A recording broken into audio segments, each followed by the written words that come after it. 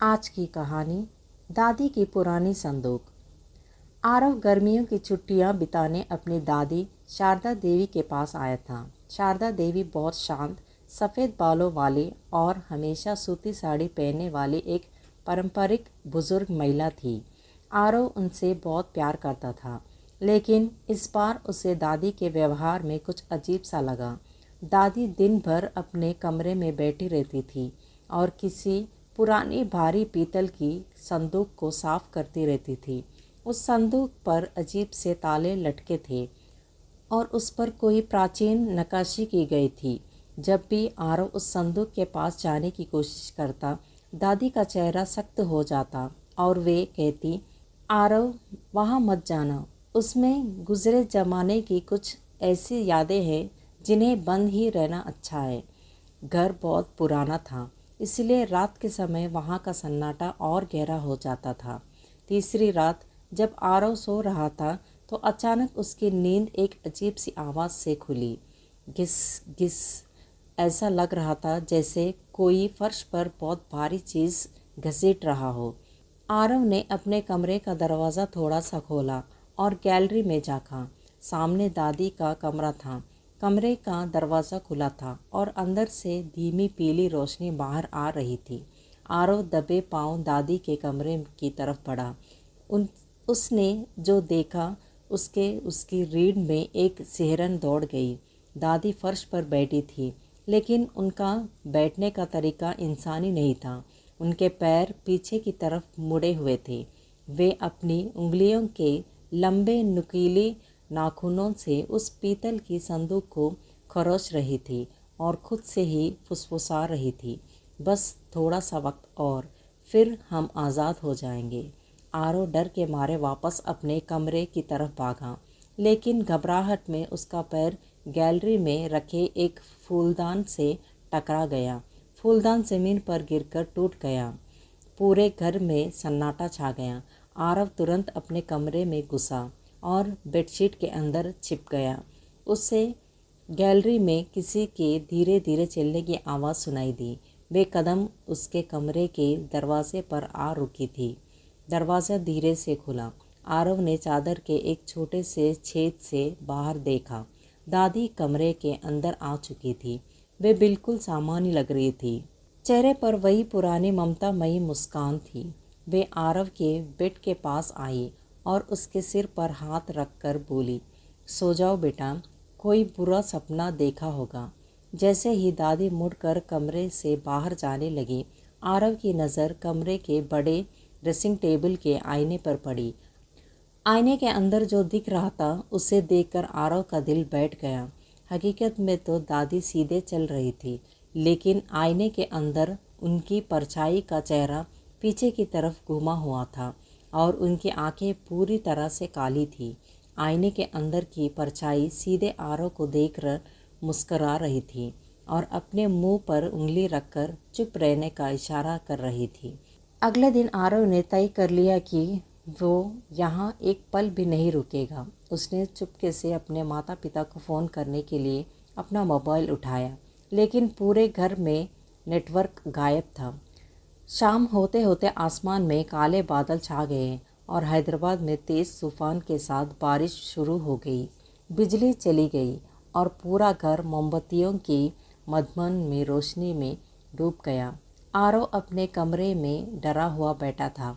तभी उसे दादी के कमरे से एक ज़ोरदार धमाके की आवाज़ सुनाई दी। वो भागकर दादी के कमरे में पहुंचा। कमरे के बीचों बीच वो पीतल की संदूक खुली पड़ी थी। उसके अंदर कोई कपड़े या जेवर नहीं थे, बल्कि वो अंदर एक गहरा अंतहीन कुएं जैसे लग रही थी, जिससे काला धुआं बाहर निकल रहा था। दादी उस संदूक के सामने घुटनों के बल बैठी थी। उनका शरीर हवा में थोड़ा ऊपर उठ रहा था।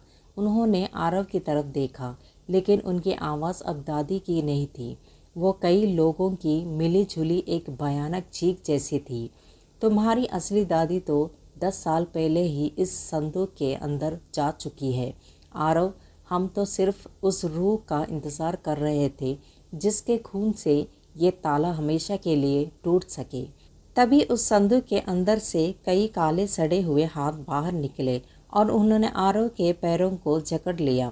आरव को महसूस हुआ कि वो धीरे धीरे उस अंधेरे कुएं की तरफ खींच रहा है और सामने खड़ी दादी का चेहरा अब मोम की तरह पिघलकर एक खौफनाक साये के बदल रहा था।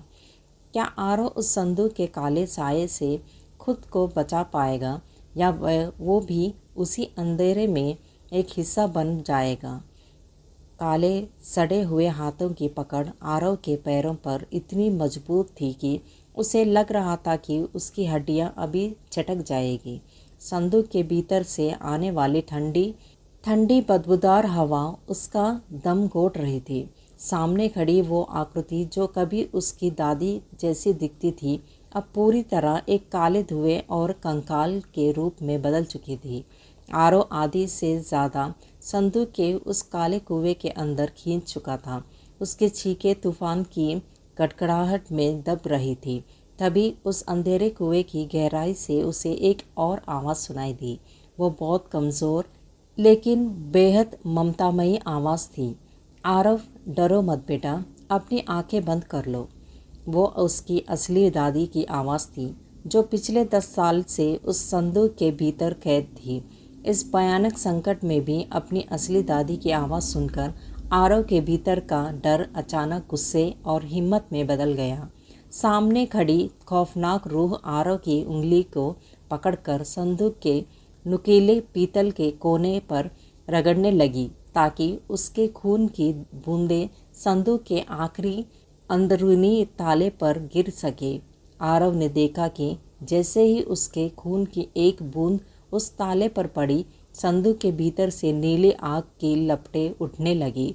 तभी आरव को अपनी दादी की कही एक पुरानी बात याद आई जो वो अक्सर बचपन में कहती थी, बुराई चाहे जितनी भी ताकतवर हो, वो उस घर को कभी पूरी तरह तबाह नहीं कर सकती जहाँ पुरखों का आशीर्वाद और ईश्वर की ज्योति जल रही हो।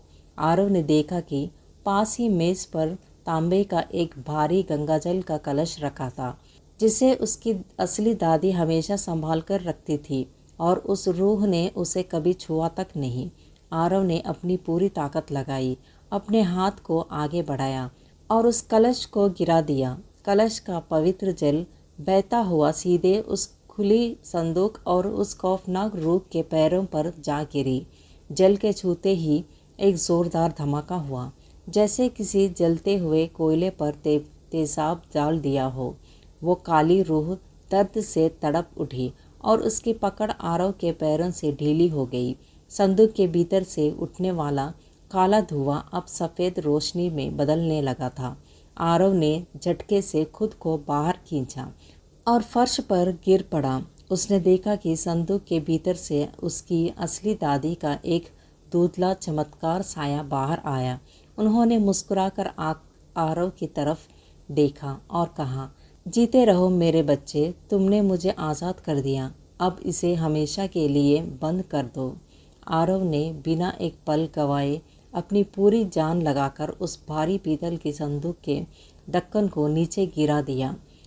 जैसे ही ढक्कन बंद हुआ, उसमें से मेज़ पर पड़ा भारी ताला उठाया और उसे संदूक पर जड़ दिया। ताला लगते ही पूरे घर में एक अजीब सा सन्नाटा छा गया। बाहर चल रहा तूफान थम गया और कमरे की बत्तियां अपने आप जल रही उठी। वो खौफनाक साया और वे सड़े हुए हाथ हमेशा के लिए उस संदूक के भीतर दफन हो चुके थे। अगली सुबह आरव के माता पिता उसे लेने उस पुराने मकान पर पहुँचे। आरव की पूरी तरह शांत था। उसने अपने माता पिता से कुछ नहीं कहा, बस इतना कहा कि अब कभी इस घर में वापस नहीं आएगा।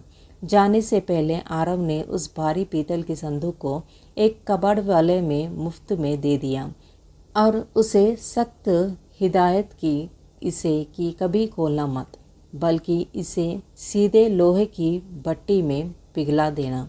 सालों बीत गए। आरव अब बड़ा हो चुका था और हैदराबाद के अपने नए अपार्टमेंट में रहता था। वो उस खौफनाक रात को लगभग भूल चुका था।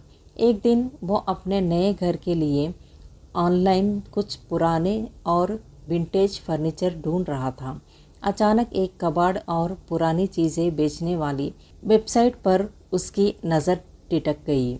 वहाँ एक विज्ञापन था, बेहद प्राचीन पीतल की संदूक बेचने के लिए उपलब्ध। जब आरव ने उस तस्वीर को जूम करके देखा तो उसके रोंगटे खड़े हुए थे। उस संदूक का ताला टूटा हुआ था और तस्वीर के बैकग्राउंड में दुकान के धुंधले शीशे पर एक बूढ़ी औरत की परछाई दिख रही थी, जो सूती साड़ी पहन के सीधे कमरे की तरफ देख रही थी और मुस्कुरा रही थी।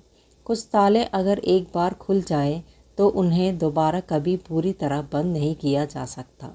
यही इस कहानी का अंत है।